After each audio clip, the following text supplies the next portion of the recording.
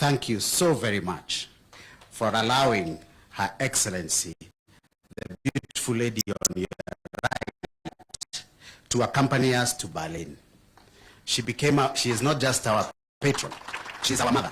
And my friend, her prayers are deadly.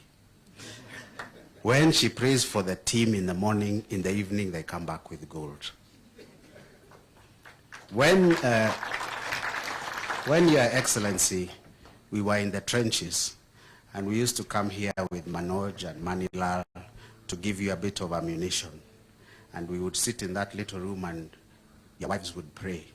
Now I know the meaning of that prayer. Thank you very much. It is important that we recognize our partners who've helped us put this team together and have worked with us over the years. I'd like to recognize the Lions team, led by Manoj Shah and Manilal Dodia. We have a lovely partnership with the Lions team and their hospital in Loresho. All these athletes get treated there for free. I'm hoping that soon we will extend an invitation to you and to Madame to come and see what public good they are doing.